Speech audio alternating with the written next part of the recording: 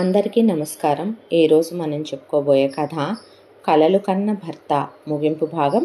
కథలోకి వెళ్ళబోయే ముందు మీరు కనుక మన ఛానల్ని ఫస్ట్ టైం చూస్తున్నట్లయితే తప్పకుండా మన ఛానల్ని లైక్ చేయండి, షేర్ చేయండి, సబ్స్క్రైబ్ చేయండి, బెల్ ఐకాన్ క్లిక్ చేసి ఆల్ అనే బటన్ని ప్రెస్ చేయడం మర్చిపోకండి.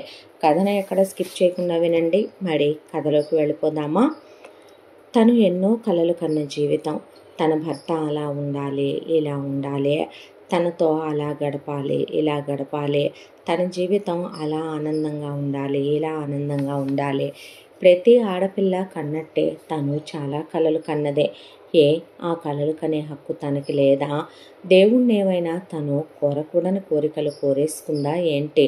జీవితంలో ఊహించకుండానే పెళ్ళనేది తన్నుకొచ్చేసింది తన విషయంలో.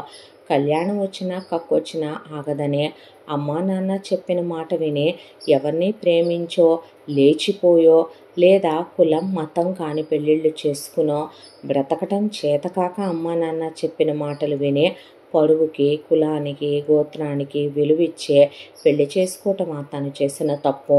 అత్తవారింటికి వెళ్ళిన తనకి ఆడపడుచు, ఆమె భర్త, అత్త, మామ వాళ్ళ ధోరణి నచ్చలేదు. నచ్చకపోయినా కట్టుకున్నవాడు బాగుంటే చాలే అనుకొని అందరినీ వదులుకొని ఇంత దూరం వచ్చింది కదా. మొదటి రాత్రి కాబట్టి, తొలి కలయిక కాబట్టి అలా ప్రేమగా ఉన్నాడా? మళ్ళీ ఎప్పుడూ అలా ఉండడా? ఏమో. తన భర్త ఏదైనా విసుగులో, చిరాకులో ఉన్నాడేమో. పెద్దమ్మ కూతురు అలా చేసి లేచిపోయింది అనేదే జ్ఞాపకం వచ్చి ఏదైనా మనసుకు బాధ అనిపించిందేమో. బహుశా పెళ్లి దాకా వచ్చిన తర్వాత ఒక పెళ్ళి ఆగిపోయింది అంటే అతను ఆమె మీద ఎక్స్పెక్టేషన్స్ ఎంతో కొంత పెంచుకునే ఉంటాడు కదా. తనే తన భర్తని అర్థం చేసుకోకపోతే ఇంకెవరు అర్థం చేసుకుంటారో? పోనీలే, ఆయనే మారుతాడు. ఇవాళ కాకపోతే రేపు, రేపు కాకపోతే ఎల్లుండి, ఎల్లుండి కాకపోతే ఒక నెలకి, 6 నెలలకి, సంవత్సరానికి. ఆడదంటేనే ఓర్పు కదా, ఆడదంటేనే సహనం కదా, ఆడదంటేనే హద్దులు కదా, ఆడదంటేనే అర్థం చేసుకోవటం కదా. పర్వాలేదు, నా భర్తే కదా, అర్థం చేసుకుందాం, ఎంతవరకే మారతాడో నేను ప్రయత్నించాలి కదా అనుకుందే ఆ క్షణం పద్మ. ఆ తరువాత 3 గంటల సమయం అలా గడిచిపోయింది. శ్రీనివాసం నిద్ర లేచొచ్చాడు. కనీసం మొగుడు బ్రష్ కూడా చేసుకున్నట్లేడు. అలా టీవీకి ఎదురుగా కూర్చొని కాళ్ళు బార్లా చాపాడు టీపాయ్ మీద. వెళ్ళి టీ పెట్టు అన్నాడు పద్మని. అనేసరికి వెళ్ళి టీ పెట్టుకొచ్చి అక్కడ పెట్టింది. పెట్టిన తర్వాత టిఫిన్ ఏం చేసావు అన్నాడు. పూరీ చేశాను అంటే, ఎవరిని అడిగి చేసావు పూరీ? ఇడ్లీ, దోశ అవి వేయొచ్చుగా. పిండి లేదు కదండి, నిన్నేగా మనం వచ్చింది, దాంతోనే అక్కడ పెట్టానండి చేసి అని చెప్పింది టేబుల్ వైపు చూపిస్తూ. నాకు ఈ పూరీలు, చపాతీలు పొద్దున్నే తినే అలవాట్లేదులే కానీ నువ్వు తినే, నేను బయటికి వెళ్ళి కట్టించుకొచ్చుకుంటాను, నాకు కావలసిందే అంటే అన్ని నేనెలా తింటాను అందే. మధ్యాహ్నం భోజనం మానే అన్నాడు. అన్న తరువాత ఇక లేచి ఏదో మొహం కడుక్కొని మొహం మీద నీళ్లు జల్లుకొని, కనీసం రాత్రి భార్యాభర్తలు సంగమించారు కదా, ఉదయాన్నే స్నానం చేయాలి కదా అనేది కూడా లేకుండా ఇంట్లో అలా తిరిగేస్తూ వెళ్ళాడు. ఇక టిఫిన్ తెచ్చుకొని ఆ టిఫిన్ తిని ఆ పేపర్లో పొట్లాలు అక్కడ పడేశాడు. మళ్ళీ టీ పెట్టి ఇమ్మనమన్నాడు. ఏం వండుతున్నావు అన్నంలోకి, కూరలో అన్నాడు. మీరు చెప్తారని. రోజు నన్నే అడుగు, నన్ను అడగకుండా నువ్వు వండకు, ఏది పడితే అది నేను తిన్నావు. మాకేమీ 4-5 కూరలు తినే అలవాట్లేదు, ఒక్కటే కూర మేము తినేది, ఈరోజు ఈ కూర చేయి అన్నాడు. అన్న తర్వాత ఆ అమ్మాయి చేసి పెట్టింది. పెట్టిన తర్వాత ఆ పూరీలు అలాగే ఉన్నాయి టేబుల్ మీద, నువ్వు తినలేదేంటి? నువ్వు నాతో పాటు భోజనం చెయ్యి, రా కలిసి తిందాం, నువ్వు కనీసం కాఫీ అయినా తాగావా? ఆ అమ్మాయిని ఇలాంటి ఏమీ అడగలేదు. గుండె బద్దలైపోయే బాధతో పద్మ ఏమీ ముట్టుకోలేదు, పచ్చి మంచినీళ్ళు కూడా. అయినా అవన్నీ నా అనవసరం అన్నట్టు భోజనం చేశాడు. ఏం బాలేదు నీ వంట, మా అమ్మ వండినంత రుచిగా అస్సలు లేదు, ఏదో ఒకటే వండి అక్కడ పడేస్తే వాడి మొహాన్ని కొడితే పని అయిపోద్దులే అన్నట్టు వండినట్టున్నావు, దరిద్రంగా ఉంది నీ వంట అనేసి తింటున్నంతసేపు దెప్పుతూనే ఉన్నాడు. అయిపోయిన తర్వాత చేయి కడిగేసుకొని అప్పటికీ స్నానం చేయలేదు, అలాగే అలాగే టీవీ ముందు కూర్చొని ఉన్నాడు. ఆఫీస్కి వెళ్ళరా అని అడిగితే, ఏమే నీకేమన్నా అడ్డమైపోయానా, ఎవరినైనా పిలిపించుకుందాం అనుకుంటున్నావా, ఆఫీస్కి వెళ్ళవా అని అడుగుతున్నావేంటి, ఒక్క నైట్కి బోరు కొట్టేశానా నేను, అది కాదు శ్రీనివాస్, వెళ్ళేటట్టయితే కనుక అన్నీ ఏర్పాట్లు చేసుకోవాలి కదా అని. శ్రీనివాస్ ఏంటే ఏమండి అంటావు, నేర్పలేదా మీ ఇంట్లో, అలాగేనండి అంటాను ఏమండి అని అంది ఆ అమ్మాయి. ఆ తరువాత అలా కుర్చీలో కూర్చున్నట్టే ఉన్నాడు, కాళ్ళు బార్లా చాపుకొని. ఆ తర్వాత సాయంత్రం వరకు అక్కడే కిందే పడుకున్నాడు, దిండు తెప్పించుకొని పడుకొని. అలాగే ఆ అమ్మాయిని మధ్య మధ్యలో టీలు తెమ్మని కాఫీలు తెమ్మనమని ఆ అమ్మాయి అలాగే కూర్చొని ఉంది. ఆ తర్వాత కొత్తగా పెళ్ళయిందిగా, అందుకే 4 రోజులు సెలవు పెట్టాలే, 4 రోజులు కొత్త మోజు తీరిన తర్వాత వెళ్తాను ఆఫీస్ కంటే తలూపిందే. ఆ అమ్మాయి ఏమీ తినలేదు, కళ్ళు బయలు గమ్ముతున్నాయి, నీరసంగా ఉంది. కాసిన మంచినీళ్ళు తాగొచ్చి కూర్చుంది. నువ్వు తిన్నావా తినలేదా, అన్ని వండావు కదా ఏమైనా తింటావా, రా నువ్వు తిందువు కానీ అన్న మాటే లేదు. ఆ తర్వాత సాయంత్రం ఆ అమ్మాయిని 2 రకాల స్నాక్స్ వేయమన్నాడు, మళ్ళీ టీలు తాగాడు. ఆ స్నాక్స్ బాగాలేదనే 1,00,000 వంకలు పెట్టాడు. అయిపోయిన తర్వాత రాత్రి భోజనానికి దున్నాపోతు తిన్నట్టు వండించుకొని తిన్న తర్వాత, ఇందులో ఇది వెయ్యాలి, ఇది ఇలా ఉంటుంది, మా అమ్మ ఇలా చేసుద్ది, మా అమ్మ చేసినంత రుచిగా ఏమీ లేదు, రేపటి నుంచి నువ్వు యగాదిగా వండకుండా ఏం వండాలో ముందే నన్ను కనుక్కొని మా అమ్మకు ఫోన్ చేసి అది ఎలా వండుతారో, అందులో ఏమేస్తారో, ఏమేస్తే మా అమ్మ వండినట్టు అది వస్తుందో కనుక్కొని ఒళ్ళు దగ్గర పెట్టుకొని వండు, వినపడిందా అన్నాడు. ఆ అమ్మాయి సరేనని తలూపింది. పద గదిలోకి అని ఏదో ఇక 2 చెంబులు పోసుకోవాలి కదా అన్నట్టు తలస్నానం కూడా చేయకుండా ఒళ్ళు కడుక్కొని వచ్చాడు. ఆ తర్వాత మొదటి రోజునే దగ్గరికి తీసుకోవటం, ఆ అమ్మాయిని ముద్దు పెట్టుకోవటం, నడుము పట్టుకోవటం, హగ్ చేసుకోవటం, ఆ మొదటి రాత్రి ఒకటే. ఇక ఆ తర్వాత లైట్ ఆఫ్ చేసేసాడు, బలవంతంగా ఆ అమ్మాయి మీద పడ్డాడు. ఆ అమ్మాయిని ఏ ఫీలింగ్తోనూ దగ్గరికి తీసుకోలేదు, విపరీతమైన నొప్పి. ఆ అమ్మాయిని చాలా భయంకరంగా తనకి నచ్చినంతసేపు అదేదో ఒక డ్యూటీ, అదేదో ఒక పని అన్నట్టుగా పూర్తి చేసేసాడు పడగది వ్యవహారం. అయిపోయిన తర్వాత కనీసం వాష్రూమ్కి కూడా వెళ్లకుండా అటు తిరిగి ముసుగు తన్నేసి పడుకున్నాడు. ఆ అమ్మాయికి అసహ్యం అనిపించింది, లేచి వాష్రూమ్కి వెళ్ళొచ్చింది. ఆ తర్వాత పడుకుంటే కళ్ళల్లో నుంచి నీళ్లు ధారలుగా కారిపోతున్నాయి.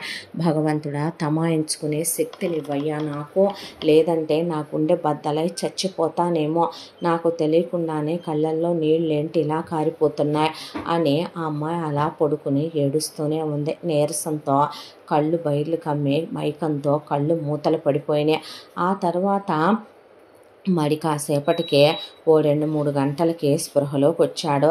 స్పృహలోకి వచ్చిన తర్వాత నిద్ర లేచి మళ్ళీ ఆ అమ్మాయి మీద పడి ఆ అమ్మాయి మీద కోరిక తీర్చుకున్నాడు.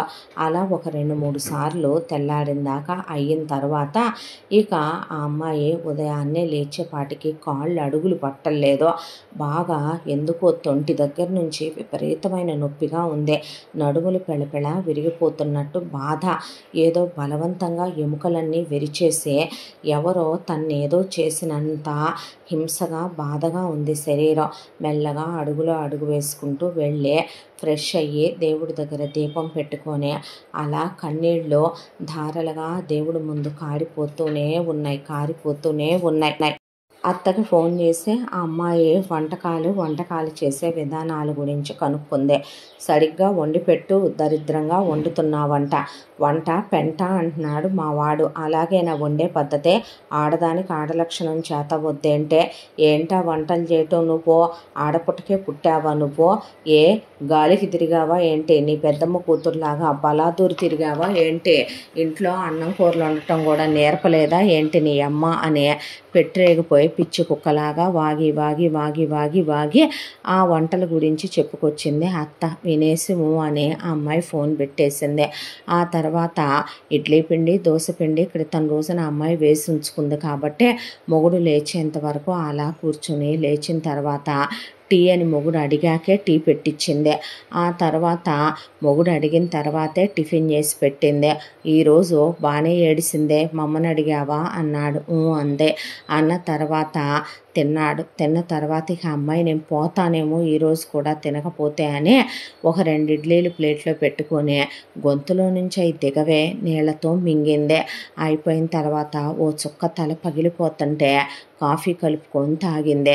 నీ కాఫీలు అలవాటు అనుకుంటాను అనేసరికి తలనొప్పిగా ఉందండి అనేసి అక్కడి నుంచి ఏమీ మాట్లాడకుండా అతనికి వంట చేసి ఇలా అమ్మాయి దినచర్య ఇంటి పని అమ్మాయి, పని మనిషి లేదు, వంట పని అమ్మాయే, ఇల్లు ఊడ్చుకోవటం, అంట్లు తోముకోవటం, బట్టలు ఉతుక్కోవటం, ఇంట్లో పని అంతా చేసుకోవటం, పక్క దుప్పట్లు దులుపుకోవటం మొత్తం అమ్మాయి చేసుకొచ్చుకోవాల్సిందే, బాత్రూములు కడగటంతో సహా. ఆ తర్వాత ఇలా ఇక ఆ రోజు పగలు కూడా మొదలుపెట్టాడు. పదా గదిలోకి అనే. ఆ గదిలోకి వెళ్ళిన తర్వాత ఆ అమ్మాయికి ఓ మనసు ఉంటుంది. ఆ అమ్మాయిది శరీరమే. ఆ అమ్మాయి శరీరానికి కూడా ఇష్టం, బాధ, ప్రేమ, ఫీలింగ్స్ అనేవి ఒకటి ఉంటాయి. మగాళ్ళకే కాదు ఆడవాళ్ళకి కూడా అనే అర్థం చేసుకోలేని పశువు మీద పడి కోరిక తీర్చేసుకుంది. ఆ అమ్మాయికి విరక్తి, విసుగు, చిరాకు కలిసి వచ్చినాయి. ఆ తర్వాత దాంతోపాటే ఒక ఆలోచన కూడా వచ్చింది. తన బ్రతికే సరిగ్గా లేనప్పుడు తను మరొక జీవిని భూమి మీదకి తీసుకురాకూడదు అనుకుందే. దాంతోనే పీరియడ్ టైం చూసుకుంది. కరెక్ట్గా 5 రోజుల తర్వాత పీరియడ్స్ రావాలి. చూసుకుంటే పీరియడ్స్ వచ్చాయి. అమ్మయ్య అనుకుందే. మొగుడు ఆఫీస్కి వెళ్ళటం మొదలుపెట్టాడు. ఆ తర్వాత ఏంటి అన్నాడు. పీరియడ్స్లో ఉన్నానండి అన్న తర్వాత ఆహా అని సర్లే అలాగైతే ఈ 5 రోజులు బయట పడుకో, గదిలోకి రాబాకు, మళ్ళీ నాకు కావాలనిపిస్తే అనేసాడు. ఈ 5 రోజులన్నా నన్ను వదిలేసావన్నమాట అనుకొని ఆ అమ్మాయి బయట పడుకుందే. ఆ తర్వాత డాక్టర్ దగ్గరికి వెళ్ళి తనే కాంట్రాసెప్టివ్ పిల్స్ గవర్నమెంట్ హాస్పిటల్లో రాయించేసుకొని ఎవరికీ కనపడకుండా తన చీర మడతల్లో పెట్టుకొని వాడుకోవటం మొదలుపెట్టింది. ఆ తర్వాత భర్త ఆఫీస్కి వెళ్ళిపోయాక ఖాళీగా ఉంటున్నాను కదా అని చెప్పి వెళ్ళేటప్పుడు క్యారియర్ ఇవ్వవా? ఇస్తానండి, మీరు చెప్తే ఏం వండమంటారో వండుతాను అంటే వద్దులే మధ్యాహ్నం వస్తాను, నాకు రిఫ్రెష్ అవ్వాలి నీతో, మళ్ళీ అనవసరంగా ఇసుగు చిరాకు చికాగ్గా ఉంటాయి నాకు కూడా చిన్న చేంజ్ కావాలి అని చెప్పి ఆ తర్వాత వెళ్ళాడు. వెళ్ళి మధ్యాహ్నం వచ్చి ఆ అమ్మాయిని ముందు గదిలోకి రా అని అయిపోయిన తర్వాత అప్పుడు భోంచేస్తాడు. భోంచేసి కాసేపు పడుకొని గవర్నమెంట్ ఉద్యోగమేగా వెళతాడు. సాయంత్రానికి పై డబ్బులు 10,000, 20,000, 25,000 దాకా వస్తాయి. తన వార్డ్రోబ్లో ఒక బ్యాగ్లో దాచుకుంటాడు. ఎత్తుకెళ్ళి తన అకౌంట్లో వేసుకుంటాడు.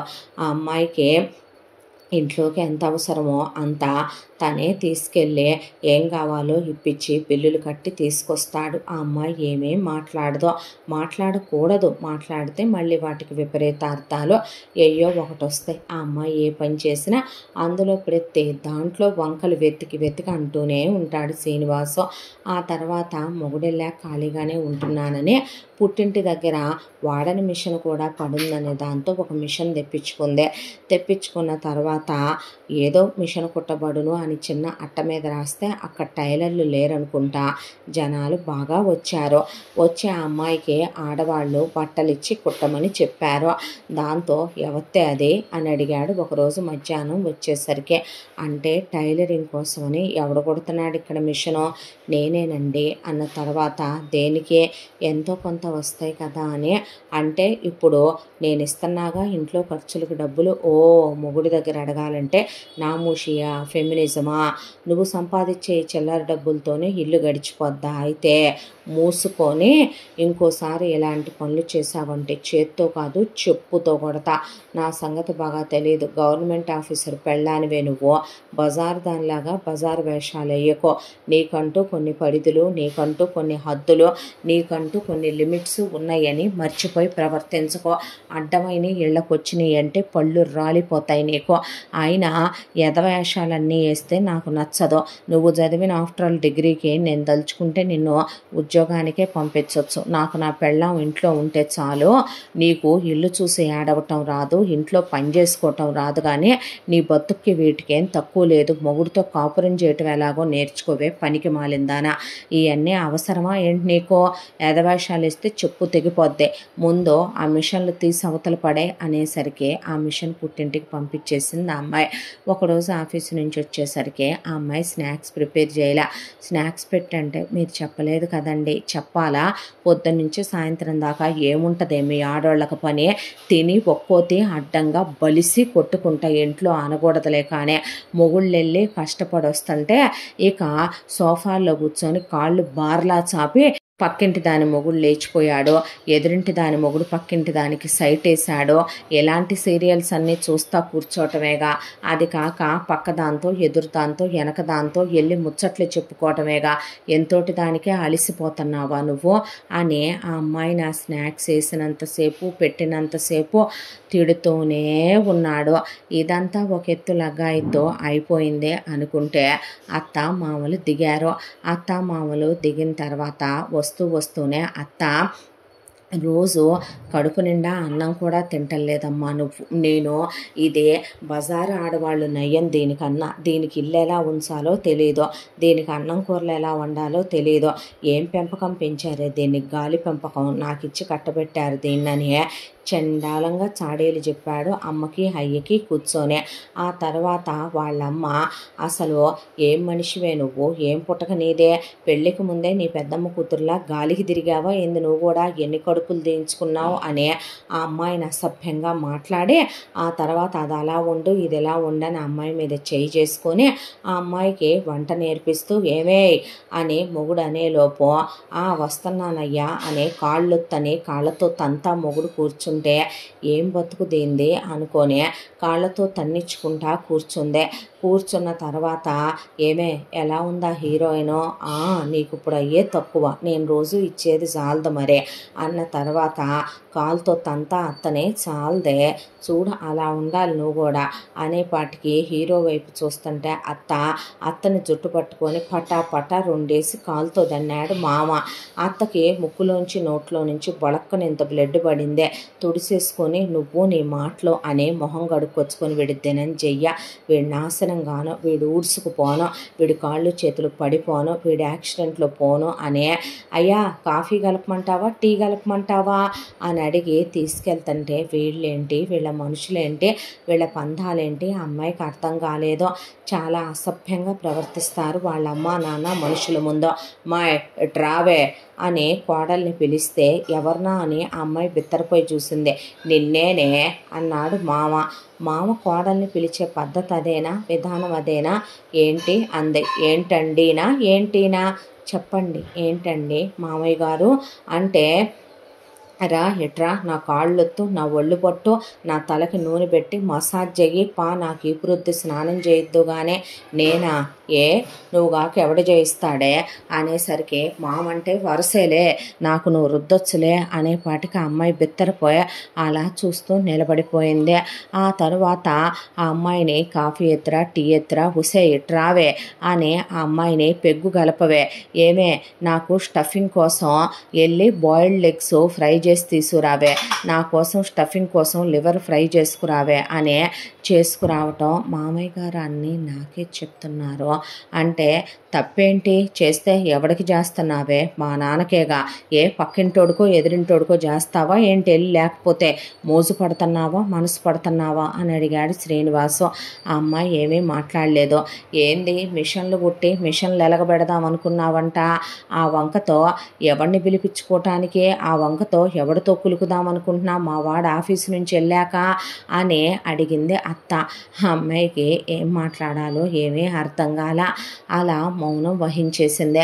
ఆ తర్వాత అత్త మొగుడు దగ్గర డబ్బులు తీసుకొని జాకెట్లో పెట్టుకొని తన ఖర్చులకి సిగ్గు లేకుండా అవి దాచుకొని అమ్మ నాన్నలు ఊరంతా తిప్పాడు, షాపింగ్ చేయించాడు, కావలసినవి కొనిపెట్టాడు. వాళ్ళు వెళ్ళారు. వెళ్ళేటప్పుడు 2 గంటల సేపు ఏందో గుసా మాట్లాడుకున్నారు. అయిపోయాక వాళ్ళని ట్రైన్ ఎక్కిచ్చి వచ్చాడు. ఇక ఆ తర్వాత మొదలు పెట్టాడు ఆ అమ్మాయికి, నువ్వు మా అమ్మ ఏదైనా చెబితే నీ మొహం తగలయ్యా, ఆ మొహంలో ఎప్పుడు ఒక ఎక్స్ప్రెషన్ ఏడవదు కదే పనికి మాలిందానా, ఆ మొహం ఇంతలావును పెట్టుకున్నావు, నువ్వు మా అమ్మ చెప్పేదే ఆసక్తికరంగా వినలా, మా నాన్నకు నువ్వు సరిగ్గా ఒళ్ళు పట్ల, మా నాన్నకు నువ్వు సరిగ్గా పెగ్గు గలపలా, మా నాన్నకు నువ్వు సరిగ్గా కాళ్ళు ఒత్తలా, నువ్వు అలాంటి దానివే ఇలాంటి దానివే, ఆ అమ్మాయిని బూతులు మాట్లాడి నానా మాటలు అనే నానా గోలా చేసే, నానా తిట్లు తిట్టే, నానా రభస చేసే, నానా రచ్చ చేసే 2 రోజుల పాటు గీతోపదేశం పాఠం అమ్మ చెప్పేళ్ళని అబ్బ చెప్పేళ్ళని విని పాఠం చదువుతూనే ఉన్నాడు. ఆ అమ్మాయి ఏమీ మాట్లాడలేక మౌనంగా ఉండిపోయిందే. ఆ తర్వాత గదిలోకనే ఆ అమ్మాయితో చివరికి ఇంటిమేట్ అవుతూ కూడా నువ్వు మా అమ్మతో ఇలాగే ఉన్నావా, ఇలాగే అని ఆ అమ్మాయిని పట్టుకొని ఆ అమ్మాయి ఏదో చిన్నపిల్ల అయినట్టు తొడపాశాలు పెట్టడం, ఆ అమ్మాయిని కొరికేయటం, గిల్లటం, గిచ్చటం, ఆ అమ్మాయి జుట్టు పట్టుకొని హర్టింగ్గా బిహేవ్ చేయటం, అక్కడ కూడా మా నాన్నతో నువ్వు అలాగైనా ఉండేదని ఆ అమ్మాయిని టార్చర్లు చేయటం. ఎవరికి చెప్పుకోవాలో అర్థం కాని తన బాధ.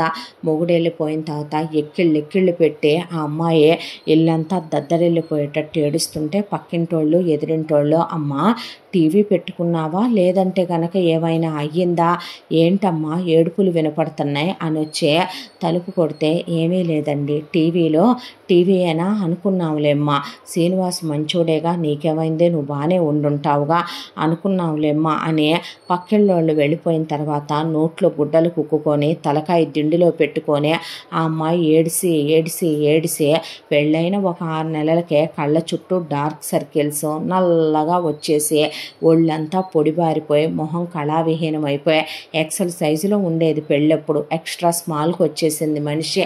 ఎవరైనా పెళ్ళైతే పెళ్లి నీళ్లు పడితే ఆడపిల్లలు నునుకు తేలుతారని, ఆడపిల్లలు సంతోషంగా ఉంటే వాళ్ళ మొహం చాలా బ్రైట్గా ఉంటుందని, వాళ్ళ శరీరం ఇదివరకటి కన్నా చాలా అందంగా ఉంటుందని ఛాయ్ తేలుతారని పెద్దవాళ్ళు అంటారు. పేలవంగా తయారైపోయింది పద్మ. పైపెచ్చు ఇదంతా ఒక ఎత్తు అయితే పద్మ వాళ్ళమ్మ కోటేశ్వరి ఫోన్ చేసి వాళ్ళ నాన్న అసలు కనీసం ఎలా ఉన్నావని అడగల, వాళ్ళ తమ్ముడు అడగల.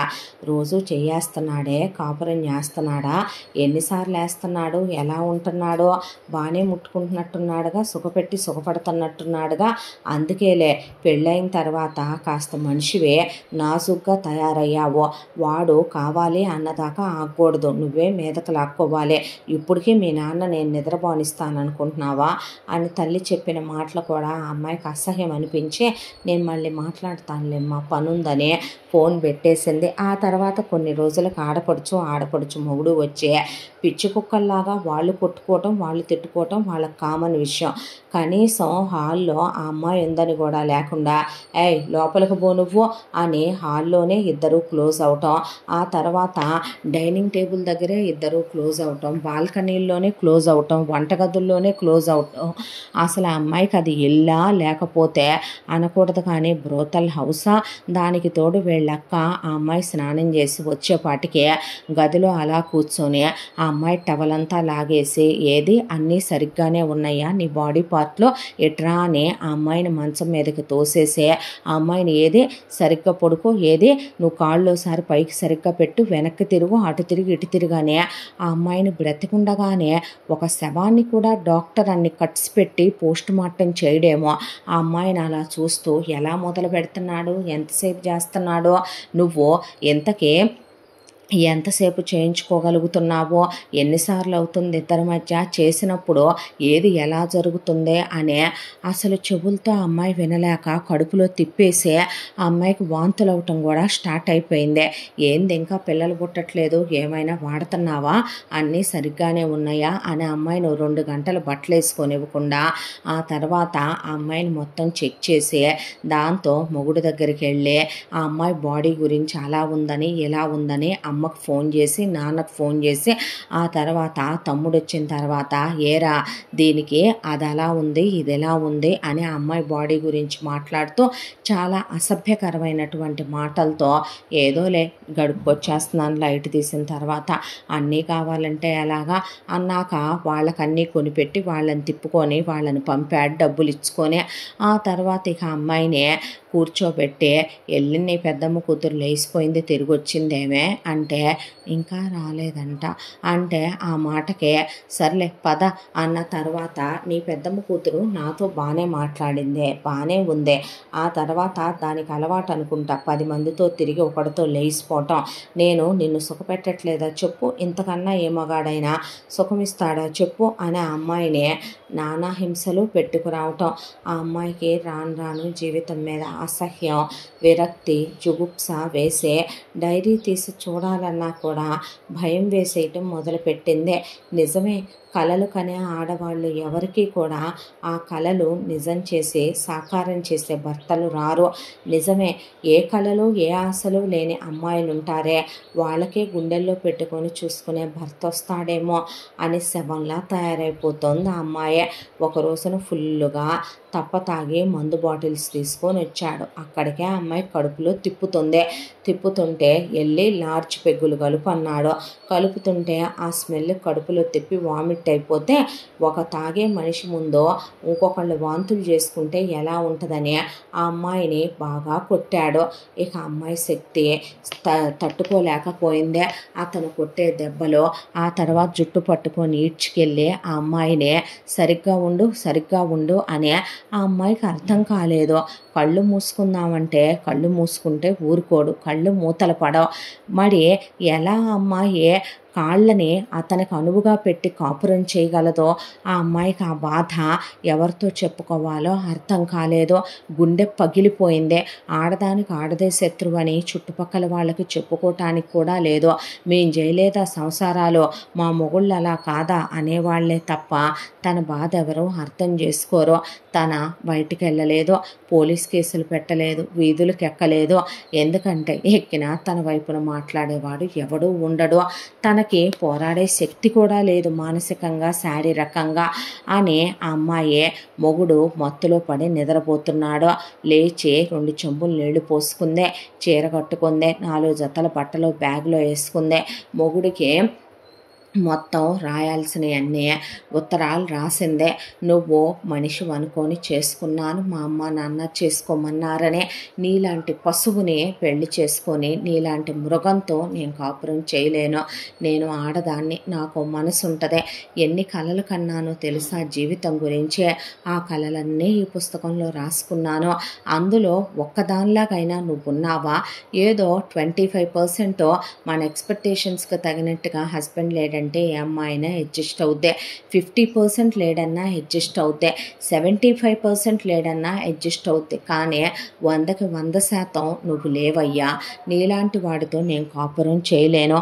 నీకు అనుమానపు జబ్బు ఉంది, దానికి తోడు నీకు పెళ్ళాం పని మనిషిగా కావాలి, వంట మనిషిగా కావాలి. నువ్వు కొడితే పడాలి, తిడితే పడాలి. నేనేమైనా వేశ్యనా మీ నాన్నకు ఒళ్ళు రుద్దటానికి, పెగ్గులు కలపటానికి? నేనేమైనా బ్రోతల్నా మీరు అన్న మాటలన్నీ పట్టానికి, మీ అక్కతో నా శరీరాన్నే పంచనామా చేయించుకోవటానికి? తిన్నట్టు తింటున్నావు, నేను వండి పెడితే పశువుల మీద పడి కోరిక తీర్చుకుంటున్నావు. ఇల్లు నేను నీట్గా ఉంచకుండానే నువ్వు ఇంట్లో ఉంటున్నావా?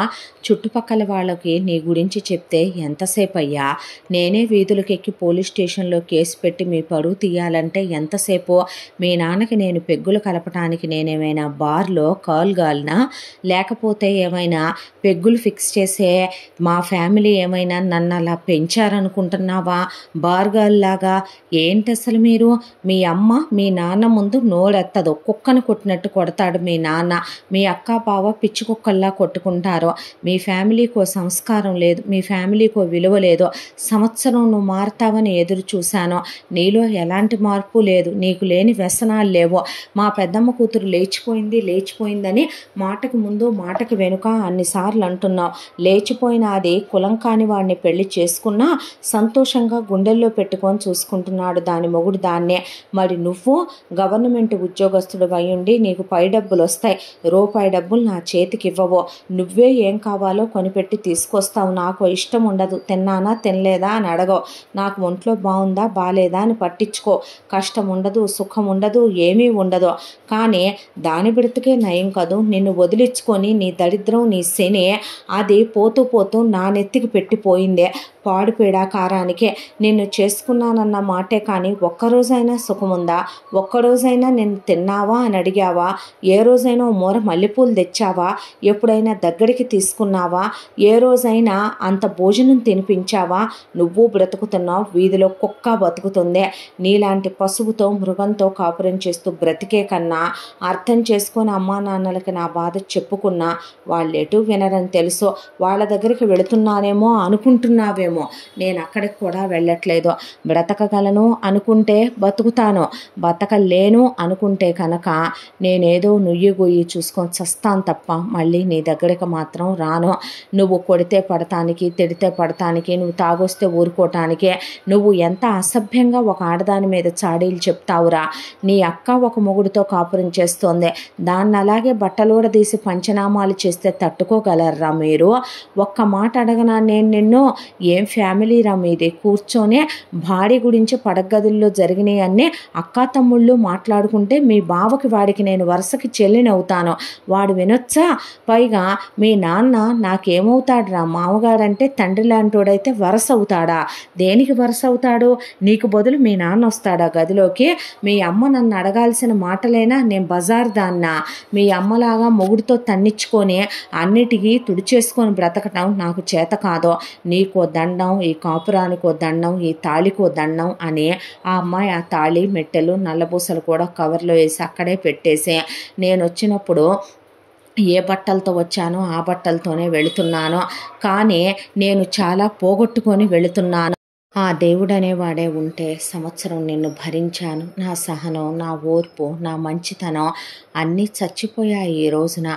ఒకటి, నీకు నా విలువ తెలియాలి. తెలిసినా నేను మళ్ళీ తిరిగి నీతో జీవితం పంచుకోవాలనుకోవట్లేదు. రెండు, ఆ భగవంతుడు అనేవాడు ఉంటే మీరు చేసిన దానికి ఇంతకింత పేరు పేరున అనుభవించకపోరు.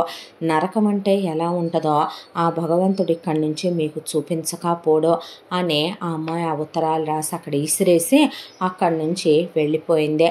వెళ్ళిపోయిన తర్వాత ఆ అమ్మాయి ఏ స్నేహితుల దగ్గరికి వెళ్ళలేదు. వెళుతూ ఫోన్ కూడా అక్కడే పారేసి వెళ్ళిందే. ఫోన్ కూడా తీసుకెళ్ళలేదు. అమ్మా నాన్నల దగ్గరికి వెళ్ళాలనిపించలేదు. అంత క్రితం రోజే ఫోన్ చేసి వాళ్ళమ్మ, ఎవరి మొగుళ్ళు మనం కావాలనుకున్నట్టు ఉంటున్నారే, ఒక్కోడికి ఒక్కో జబ్బు, వాళ్ళమ్మలు అలా పెంచుతారు మరి ఆ ఎదవల్ని. ఏముందే, నీ అత్తకి మొగుడు పూలు పెట్టుకొని గదిలోకి వెళ్ళగానే సుఖపెడితే చాలు, నీ అత్తకి 4 రకాలు వండుకోవటానికి ఆడు డబ్బులు తెచ్చిస్తే చాలు, లెట్రిన్లో కూర్చొనైనా తింటది నీ అత్త. అలాంటి ఆడవాటి ఓ బతుకంటావా? నీ ఆడపడుచు దానిలాంటిదే. ఇక అలాంటి వాళ్ళ సంగతి ఏముందే?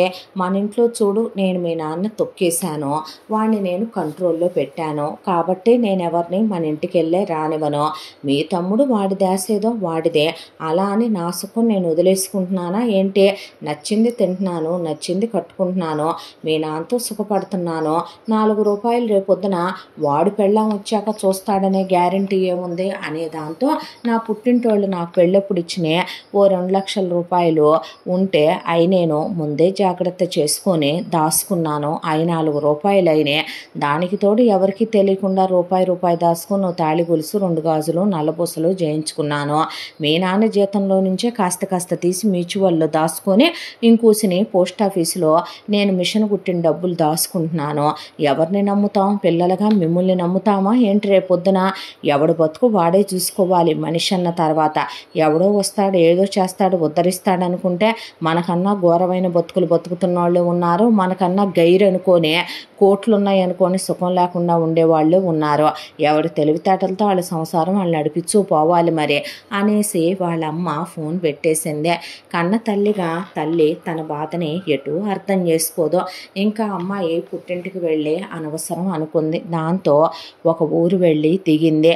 ఆ ఊళ్ళో ముందు తన వేలుకున్న ఒకే ఒక్క ఉంగరం, ఆ ఉంగరం ఎవరూ చేయించింది కాదు, తనకి వాళ్ళ అమ్మమ్మ జ్ఞాపకంగా ఇచ్చింది. ఆ ఉంగరాన్ని అమ్మేసింది. కాసిన డబ్బులు వచ్చినాయి.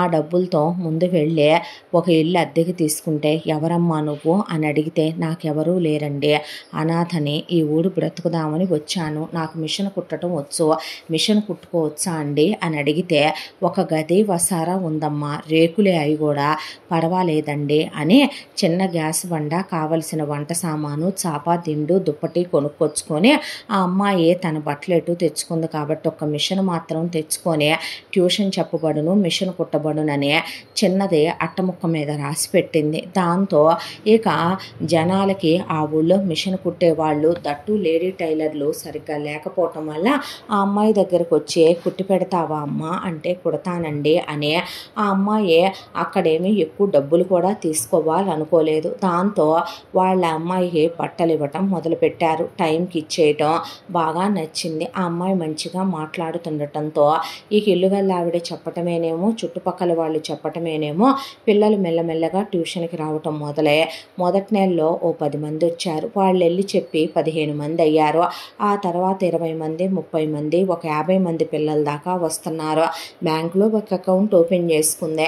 ఆ అమ్మాయి ఖర్చులకి 4 రూపాయలు పోను మిగతా డబ్బుల్ని ఆ అమ్మాయి ఒక అకౌంట్లో వేసుకోవటం మొదలుపెట్టింది. దానికి తోడు మిషన్ నేర్పుతావమ్మా మా అమ్మాయికి అంటే డబ్బులు తీసుకొని నేర్పిస్తానండి, ఎందుకు నేర్పించను అని ఆ తర్వాత నీ దగ్గరే కుట్టించుకొని ఎంతో కొంత ఇచ్చి పంపించమ్మా అన్న తర్వాత ఒక మిషన్ కాస్త మెల్లగా 2, 3, 4 అలా ఆ అమ్మాయి ఒక 6 నెలల కాలంలో బాగానే ఎదిగింది పద్మ.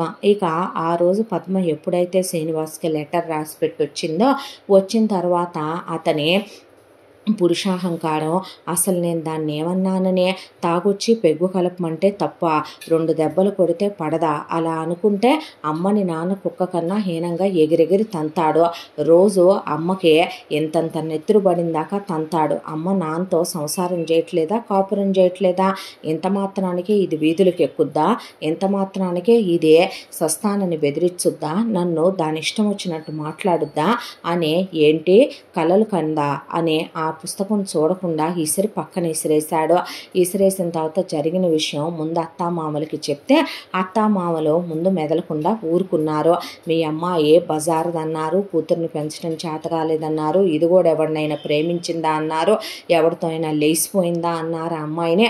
ఆ తర్వాత కాలేజీ దగ్గరికి వెళ్ళి ఆ అమ్మాయి గురించి, ఆ అమ్మాయి క్యారెక్టర్ గురించి ఎంక్వైరీ చేస్తే ఆ అమ్మాయి చాలా మంచిదని తెలియటంతో మరి ఎక్కడికి వెళ్ళింది, కొంపదీసి నుయ్యో పొయ్యో చూసుకుందా ఏంటి అనేపాటికి ఊడుకున్నంతసేపు ఊడుకున్న కోటేశ్వరి మీరు నాశనం అయిపోను, మీరు ఊడ్చుకుపోను, మా జ్ఞానేశ్వర అక్కయ్య కూతురు అంటానే ఉందని పోయిన వాళ్ళ అక్కయ్య కూతురు తిరిగి వచ్చే ఆ అమ్మాయి బాగా సెటిల్డ్ ఫ్యామిలీలో అబ్బాయిని పెళ్లి చేసుకున్నాక వీడు తేడాగాడని తెలిసే నేను ఆ రోజున వీడిని చేసుకోనని నేను ప్రేమించిన వాడితో వెళ్ళిపోయాను.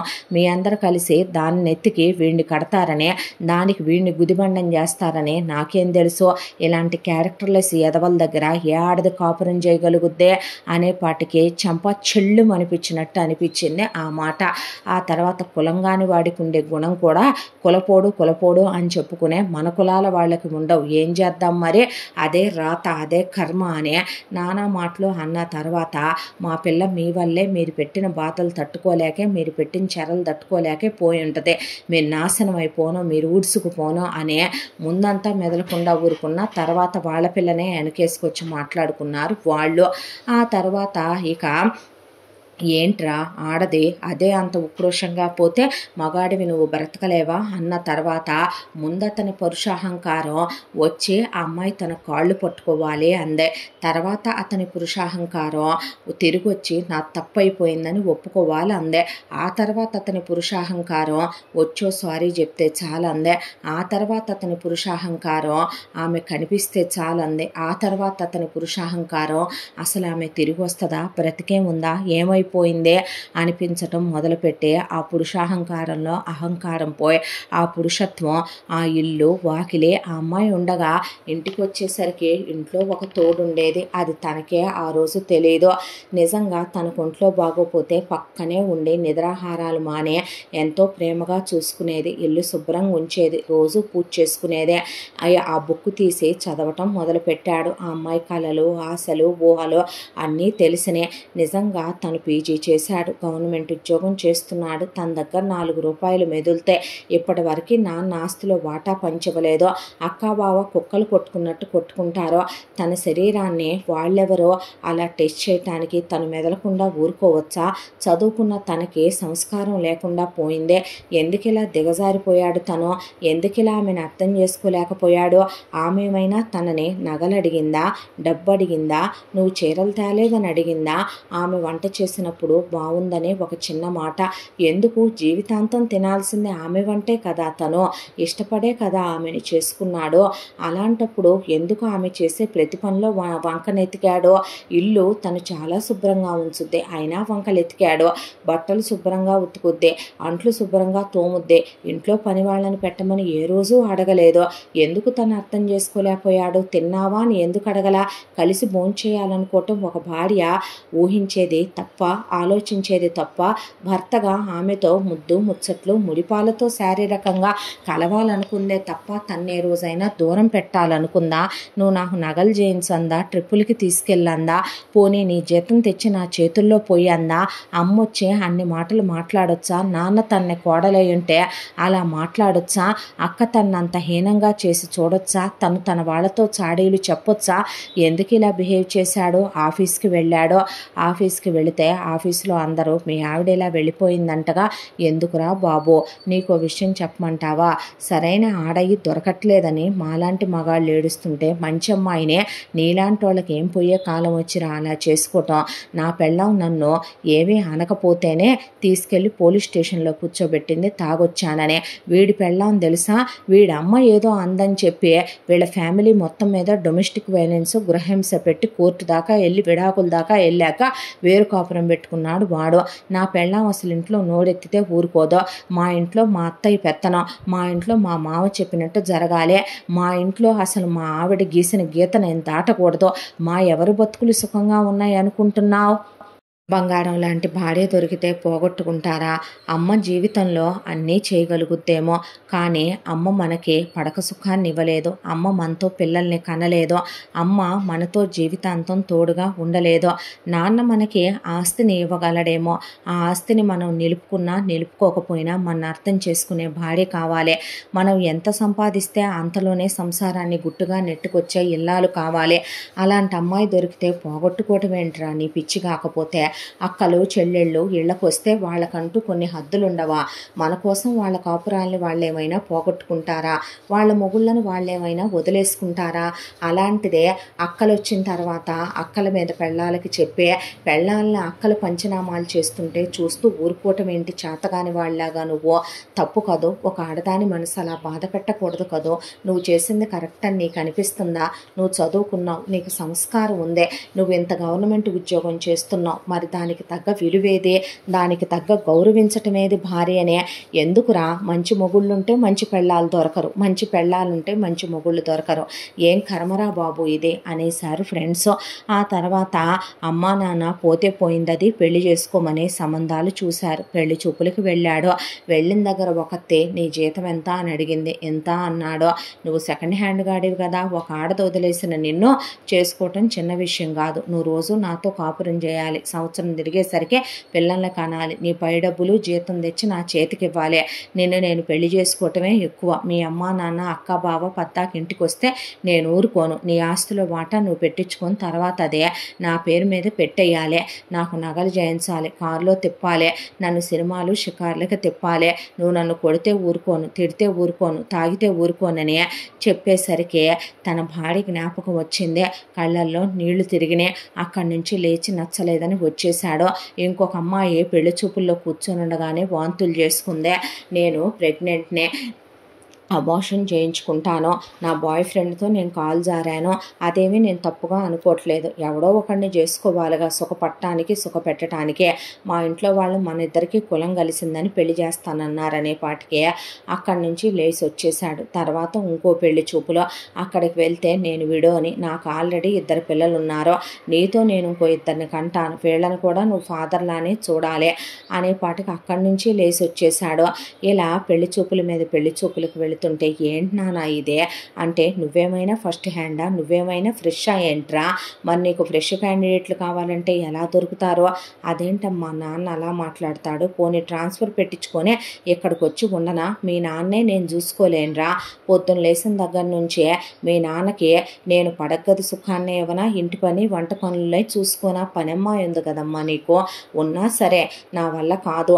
అదేంటమ్మా అలా మాట్లాడతావు, ఏంట్రా మాట్లాడేది, ఇసుగిస్తావు, ఎదవగోలా, అలాంటప్పుడు పెళ్ళాలని ఇళ్లలో నుంచి పంపించేసుకోకూడదు, పెళ్ళాలని ఇష్టం వచ్చినట్టు మాట్లాడకూడదు, అయినా నువ్వు మగాడివా లేకపోతే హిజ్రావా, పెళ్ళాన్ని నేలుకోవటం చేత కావద్దా నీకు, అమ్మ అలా అంటదేంటి నాన్న, అవునరా మన మగతనంతో మనం సరిగ్గా సుఖపెట్టి పెళ్ళాన్ని దమ్ముగా చూసుకుంటే పెళ్ళాం గడపెందుకు దాటుద్ది, మీ అమ్మ వెళ్తుందా ఏంటి అన్నాడు వాళ్ళ నాన్న. అక్క పోనీ నీ దగ్గరికి వస్తానే అంటే, నా దగ్గరికి నువ్వు రావటం ఏంట్రా, పోనీ నాకు బదులు నువ్వు వెళ్ళు మీ బావతో పడగదిలోకి అలా అంటావేంటే, అవును పనమ్మాయిందిరా ఇంటి పని చేస్తుంది, నేను వెనకాలండి చేయించుకోద్దా, నా సంసారం ఇదే, పైగా పిల్లల్ని చూసుకోవాలి, ఆయనకి నాకు 1,00,000 హెచ్చు తగ్గులు ఉంటాయి, మా మధ్యలో నువ్వెందుకు అసలు, అయినా నా తెలియక అడుగుతాను, పెళ్ళాము పడగదిలో అలా ఉంటుంది ఇలా ఉంటుంది, వంటింటో ఇలా ఉంటుంది అలా ఉంటుందని మేము అడిగామా, ఎవడు చెప్పమన్నాడు నిన్ను, ఎందుకు చెప్పావు ఫోన్లు చేసి, నీ పెళ్ళాన్ని